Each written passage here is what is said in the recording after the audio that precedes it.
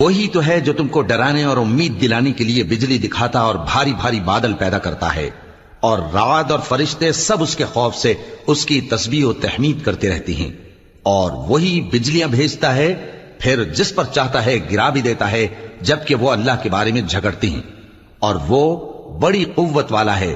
کام کا پکارنا تو اسی کا ہے، اور جن کو یہ لوگ اس کے سوا پکارتے ہیں وہ ان کی پکار کو کسی طرح قبول نہیں کرتے مگر اس شخص کی طرح جو اپنے دونوں ہاتھ پانی کی طرف پھیلا دے تاکہ دور ہی سے اس کے منہ تک آ پہنچے، حالانکہ وہ اس تک کبھی بھی نہیں آ سکتا، اور اسی طرح کافروں کی پکار بیکار ہے۔ اور جتنی مخلوقات آسمانوں اور زمین میں ہے، خوشی سے یا ناخوشی سے اللہ کے آگے سجدہ کرتی ہے، اور ان کے سائے بھی صبح و شام سجدے کرتی ہیں۔ ان سے پوچھو کہ آسمانوں اور زمین کا پروردگار کون ہے؟ تم ہی کہہ دو کہ اللہ۔ ان سے کہو کہ کیا تم نے اللہ کو چھوڑ کر ایسے لوگوں کو کارساز بنایا ہے جو خود اپنے نفع و نقصان کا بھی اختیار نہیں رکھتے؟ کہو کیا اندھا اور آنکھوں والا برابر ہیں، یا اندھیرا اور اجالا برابر ہو سکتا ہے؟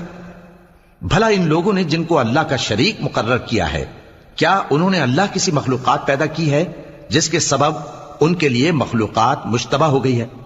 کہہ دو کہ اللہ ہی ہر چیز کا پیدا کرنے والا ہے، اور وہ یکتا ہے، بڑا زبردست ہے۔ اسی نے آسمان سے مے برسایا، پھر اس سے اپنے اپنے اندازے کے مطابق نالے بہ نکلے، پھر پانی پر پھولا ہوا جھاگ آ گیا، اور جس چیز کو زیور یا کوئی اور سامان بنانے کے لیے آگ میں تپاتے ہیں اس میں بھی ایسا ہی جھاگ ہوتا ہے۔ اس طرح اللہ حق و باطل کی مثال بیان فرماتا ہے۔ سو جھاگ تو سوکھ کر زائل ہو جاتا ہے، اور پانی جو لوگوں کو فائدہ پہنچاتا ہے وہ زمین میں ٹھہرا رہتا ہے۔ اس طرح اللہ صحیح اور غلط کی مثالیں بیان فرماتا ہے تاکہ تم سمجھو۔